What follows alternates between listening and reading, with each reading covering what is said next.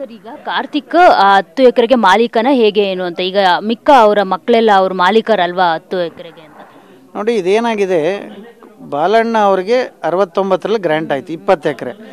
ಬಾಲಣ್ಣ ಅವ್ರು ತೀರ್ಕೊಂಡ್ಮೇಲೆ ಗಣೇಶ್ ಮತ್ತು ಶ್ರೀನಿವಾಸ್ ಅವರ ಇಬ್ಬರು ಗಂಡು ಮಕ್ಕಳು ಅವರು ಸರ್ಕಾರಕ್ಕೆ ಮತ್ತೆ ಮನವಿ ಕೊಟ್ಟು ಸರ್ಕಾರದಿಂದ ಮತ್ತೆ ಪರ್ಮಿಷನ್ ತಗೊಂಡು 10 ಎಕರೆಯನ್ನು ಮಾರಾಟ ಮಾಡಿದ್ರು. ಈಗ ಉಳಿದಿರ್ತಕ್ಕಂಥದ್ದು 10 ಎಕರೆ ಇದೆ.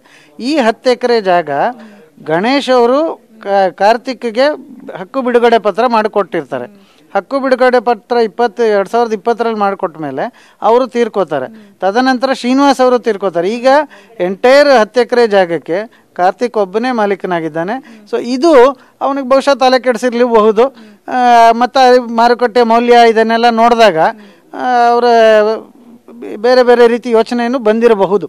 ಇವತ್ತಿನ ಬೆಲೆಗೆ 10 ಎಕರೆ ಜಾಗ ಎಷ್ಟಕ್ಕೆ ಹೋಗುತ್ತೆ ಸರ್? ಎಷ್ಟು ಕೋಟಿಗೆ ಹೋಗುತ್ತೆ?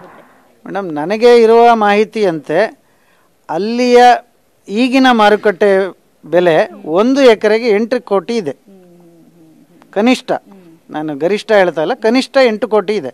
10 ಎಕರೆ ಅಂದರೆ ಲೆಕ್ಕ ಹಾಕ್ಕೊಳ್ಳಿ ನೀವೇ.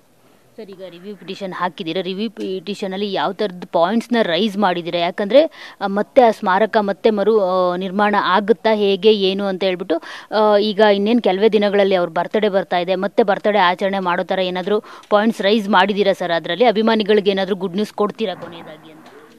ನೋಡಿ, ಎಲ್ಲ ಅಂಶಗಳನ್ನು ನಾವು ಕೋರ್ಟ್ ಗಮನಕ್ಕೆ ಈ ರಿವ್ಯೂ ಪಿಟಿಷನಲ್ಲಿ ಕೇಳಿದ್ದೀವಿ. ಯಾವ ರೀತಿ ಡಿಸಿನ್ ಪಾರ್ಟಿ ಮಾಡದೆ, ನಮ್ಮನ್ನು ಪಾರ್ಟಿ ಮಾಡದೆ, ಅಲ್ಲಿ ಅಕ್ರಮ ಕಟ್ಟಡ ಅಂತ ಹೇಳಿ ಮಿಸ್ಲೀಡ್ ಮಾಡಿದ್ದಾರೆ, ಇದೆಲ್ಲವನ್ನು ಕೋರ್ಟ್ ಗಮನಕ್ಕೆ ತಂದಿದ್ದೀವಿ.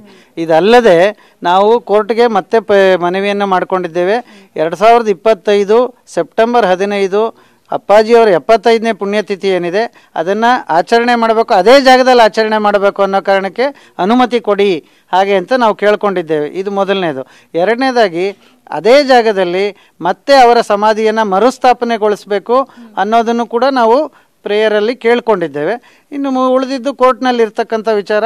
ಕೋರ್ಟ್ ಅದಕ್ಕೆ ಸೂಕ್ತ ತೀರ್ಮಾನ ತಗೊಂಡು ಎಲ್ಲ ಅಭಿಮಾನಿಗಳಿಗೆ ಶುಭ ಸುದ್ದಿ ಕೊಡುತ್ತೆ ಅಂತೇಳಿ ನಾವು ಕೋರ್ಟ್ ಬಗ್ಗೆ ನಂಬಿಕೆಯನ್ನು ಇಟ್ಕೊಂಡಿದ್ದೇವೆ. ಡೇಟ್ ಇನ್ನೂ ಕೊಟ್ಟಿಲ್ಲ, ಡೇಟ್ ಫಿಕ್ಸ್ ಆಗಿಲ್ಲ. ಸದ್ಯದಲ್ಲೇ ವಿಚಾರಣೆ ಬರಲಿದೆ. Thank you. ಸೊ ನೋಡಿದ್ರಲ್ಲ, ಇದಿಷ್ಟು ಲಾಯರ್ ಅರುಣ್ ಅವರ ಮಾತು. ಕ್ಯಾಮರಾ ಪರ್ಸನ್ ಬಾಲಾಜಿ ಜೊತೆ ಮಂಗಳ ರಾಜಗೋಪಾಲ್, ಟಿವಿ9 ಬೆಂಗಳೂರು.